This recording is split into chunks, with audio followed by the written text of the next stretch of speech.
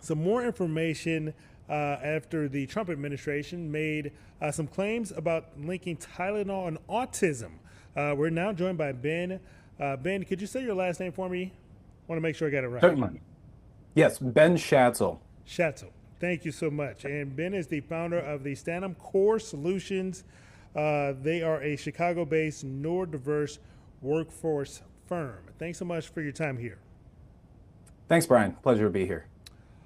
Ben, you've studied autism and you know this subject well. What was your first reaction when you heard some of the claims that were made yesterday by the Trump administration? Certainly. Well, my first reaction is this is largely what we expected, right? We know that this narrative around external factors for causality behind autism has been around for a long time.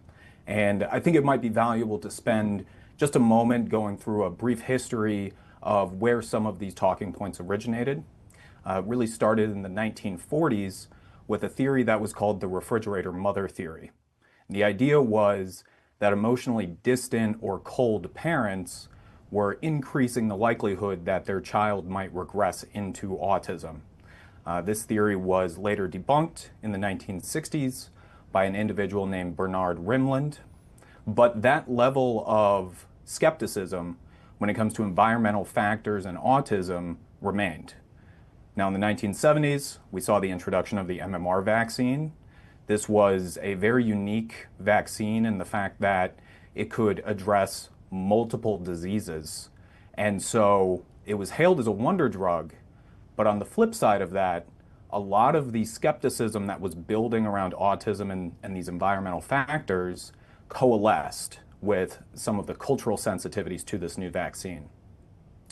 Jumping ahead to 1998, this narrative was really accelerated by Dr. Andrew Wakefield's study in The Lancet, which claimed to have proved a connection between the MMR vaccine and autism. However, this study was done without a case series, control period, control sequence, or any control factors which could be measured over time. So fundamentally, this series did not have the ability to prove causality, even though it was able to indicate a correlation. That said, the damage was already done by that point because the information was picked up by the culture, people were running with narratives, and it took years to redact that study, which has now been fully debunked. Now we see this current theory relating to acetaminophen, but it's very similar. There's a very minor correlation. However, the causality has been debunked as recent as last year through a familial study which studied autism across siblings. All right, thank you so much. That was a deep dive there as you gave us some perspective on how we got here.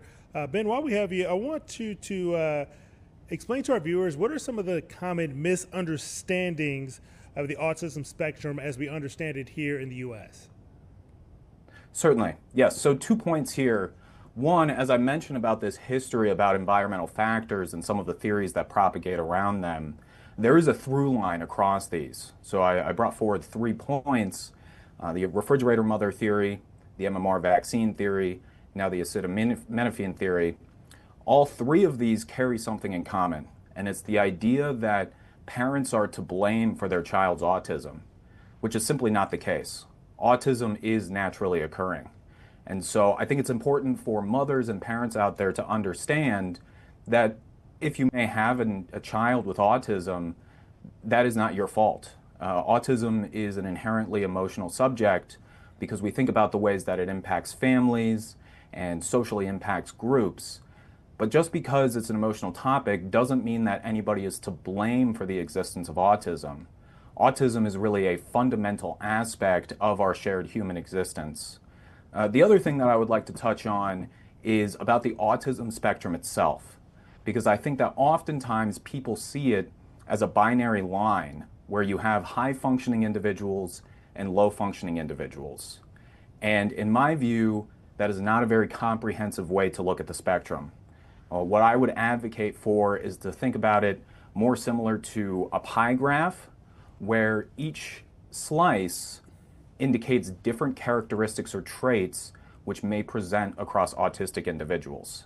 That can be things such as language skills, social anxiety, physical stims, and each of those characteristics may present in varying magnitudes. So really, when we're talking about the autism spectrum, we're not so much talking about high functioning versus low functioning individuals. We're talking about a broad variety of experiences, all of which are going to be unique to the individual and unique to their own neurotype. I want to ask you this. We're hearing a lot lately about what is being called an autism epidemic. I want to know, what does the data actually say about what we're seeing here? Certainly. Yeah, no, great question.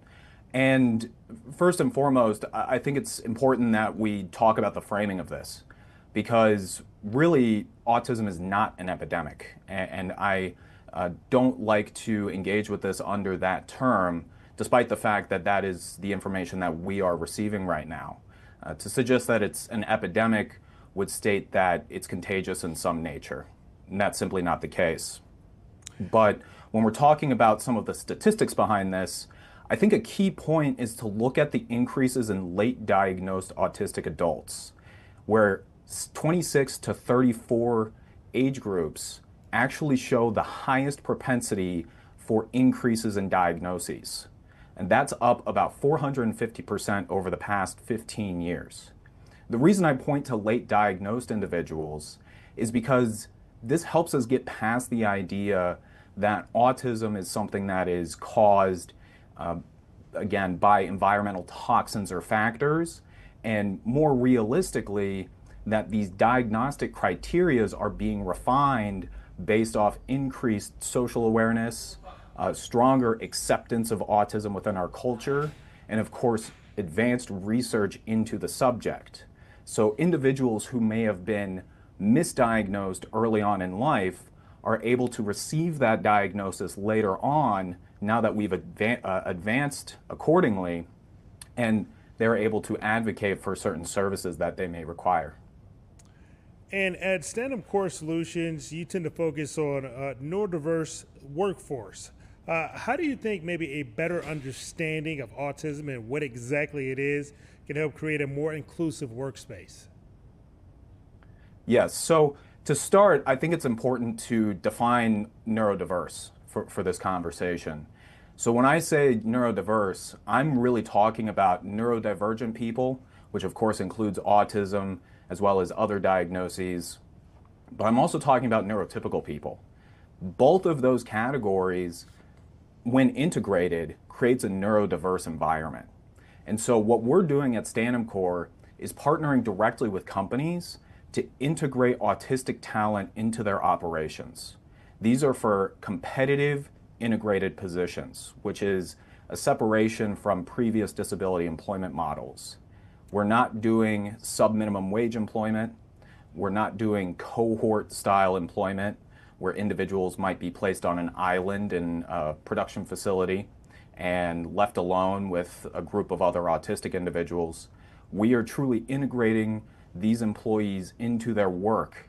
And the way that we're doing that is by advancing the job process, which ultimately is a win for the companies as well as these individuals who we're placing. Because what we've found is that autistic individuals tend to be very process-oriented, may have high attention to detail, and can be very objective in their analysis. And so when we apply those characteristics to the workplace and specific job functions, then it allows us to streamline operations and create some universal efficiencies. And Ben, last one for you. If you could leave our viewers with one key takeaway about autism from your years of experience, what would that be? You know, I think it's very important that we are having conversations exactly like this. Something that I've found throughout my career in this space is that autistic people and their families often feel like they are not being heard by the government or by society at large.